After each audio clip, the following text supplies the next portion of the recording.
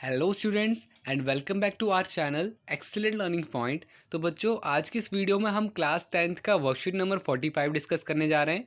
ये बच्चों हमारी गणित की वर्कशीट है जहाँ पे हम कुछ क्वेश्चंस करने वाले हैं। सबसे पहले ये देखो क्या लिखा हुआ है यहाँ पर, याद कीजिए और बताइए। तो पहले तो हम ये 4 क्वेश्चन देख लेते हैं क्या है, फिर उसके बाद हम आगे बढ़ते हैं। तो जैसे कि बच्चों याद कीजिए और बताइए में सबसे पहला क्वेश्चन है आपका, केंद्र ओ वाले वृत्त पर स्पर्श रेखा ए बी दर्शाइए जिसका स्पर्श बिंदु बी हो।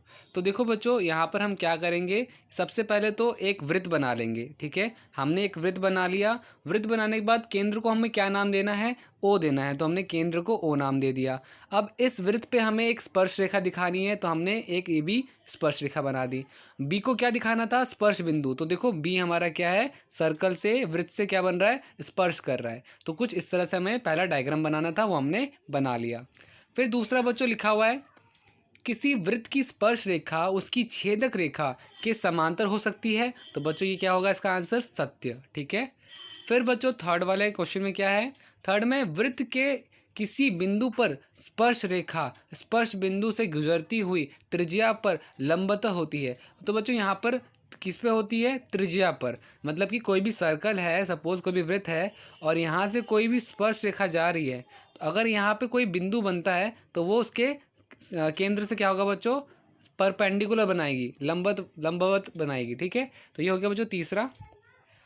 फिर बच्चों फोर्थ, किसी भी वृत्त के एक बाह्य बिंदु से खींची गई स्पर्श रेखाओं की लंबाई एक समान होती है। तो बच्चों जैसे कोई एक सर्कल हुआ मेरे पास और एक बिंदु से यहाँ से भी स्पर्श रेखा जा रही है, यहाँ से भी स्पर्श रेखा जा रही है, तो बच्चों ये जो लंबाई है इसकी और इसकी, ये क्या होगी, बराबर होगी। क्या होगी, लंबाई एक समान होगी। ठीक है, तो ये हो गया बच्चों आपका क्या था, तो ये था आपका याद कीजिए और बताइए में से था। तो ये सारे मैंने बता दिए, 4 के 4। अब वापस से कंटिन्यू करते हैं अपना वर्कशीट। तो बच्चों अभी तो हमने जस्ट क्या किया, हमने ये 4 क्वेश्चंस किए थे। ठीक है, अब इसके बाद देखो आपको उदाहरण 1 में कुछ दिख रहा है, कुछ क्वेश्चंस हैं जिसमें हमें प्रमेय 10.1 लगाया जा रहा है, उदाहरण 2 में प्रमेय 10.2 लगाया जा रहा है। तो एक बार आप देख लेना। ठीक है, उसके बाद बच्चों उदाहरण 3 भी है। ठीक है, तो ये सारे एक बार देख लेना।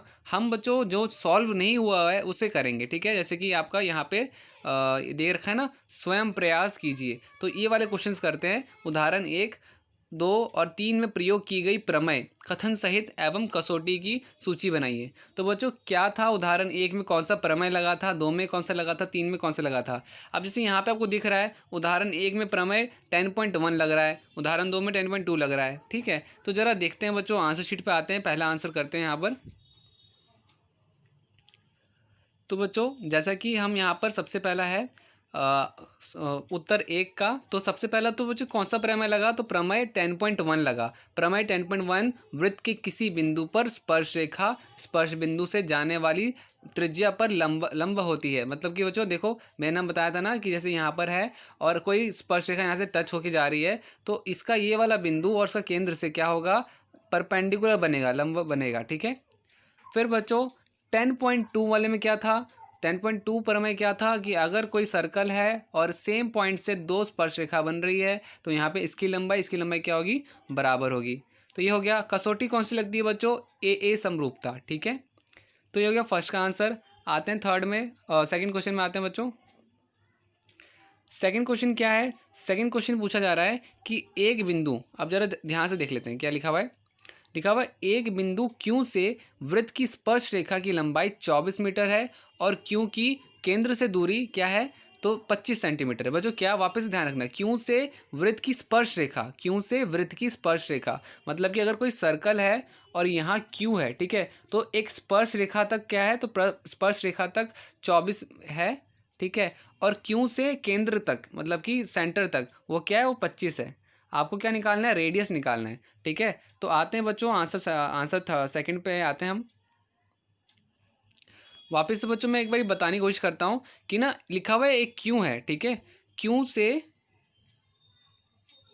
से आपका क्यू से स्पर्श रेखा तक एक 24 सेंटीमीटर है और क्यू से केंद्र तक वो 25 है। आपको बताना कि ये रेडियस जो है ये कितना होगा।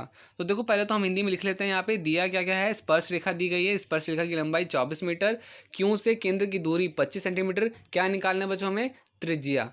क्या निकालना है, त्रिज्या। ठीक है, तो त्रिज्या के लिए हम क्या करेंगे बच्चों, आपको दिख रहा है कि ये क्या है, ये पूरा एक एक ट्राइंगल है। ठीक है, तो इसमें हमें 90 डिग्री का ट्राइंगल है, तो यहाँ पे हमें हमारे पास हाइपोटेनियस होता है, ये बेस होता है, ये परपेंडिकुलर होता है। तो हम यहाँ पे पाइथागोरस का प्रमेय लगाएंगे। किसका प्रमेय लगाएंगे, पाइथागोरस का प्रमेय। ठीक है, हमें फॉर्मूला पता है, पाइथागोरस प्रमेय के अनुसार कर्ण का स्क्वायर बराबर आपका यहाँ पे क्या है, यहाँ पे आधार और लंब का स्क्वायर। ठीक है, तो बच्चों कर्ण हमारा क्या होगा, कर्ण हमारा होगा ओ क्यू। ठीक है, ये ओ क्यू हो जाएगा, बेस आधार क्या होगा, क्यू टी हो जाएगा, और रेडियस या आप परपेंडिकुलर बोलो से क्या हो जाएगा, वो ओ टी। तो ये सारा बच्चों सॉल्व कर करके आपका सॉल्व कर लेना ऐसे। ये तो अब छोटी हमने कई बारी कर रखा है पाइथागोरस थ्योरम। तो ये सॉल्व करने के बाद आपके पास आएगा 7। क्या आएगा आपके पास, 7। मैं तो आप सबको यही बोलूँगा कि आप खुद से एक बार ट्राई करो, अगर नहीं बनता तो फिर आंसर तब जाके आंसर देखना। ठीक है, आपका 7 आएगा और आप ए पे क्लिक कर देना। ठीक है,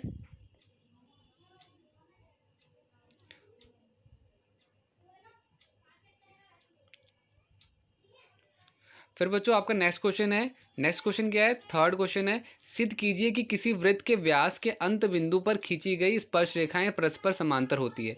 अब यहाँ पे बच्चों आपको बोला जा रहा है कि ये वाली रेखा जो है, ये वाली रेखा आपस में समांतर हो, पैरेलल हो। तो ये कैसे करेंगे बच्चों, तो आते हैं आंसर पे। तो बच्चों यहाँ पर देखो, हमने पूरा डायग्राम बना लिया, पी क्यू बना लिया, हमें बताना है कि ये और ये पैरेलल है।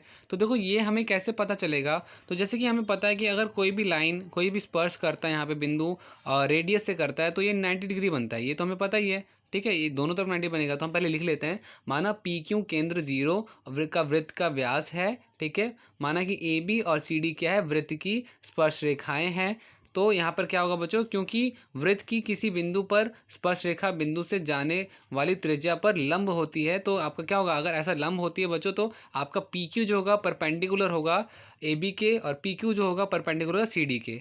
और बच्चों इसी रीज़न से हम लिख सकते हैं कि हमारा एंगल क्या है, एंगल ए पी क्यू जो है बराबर होगा पी क्यू डी के एकांतर कोण की वजह से। ठीक है, तो ये बच्चों काफ़ी सिंपल था हमारा थर्ड क्वेश्चन।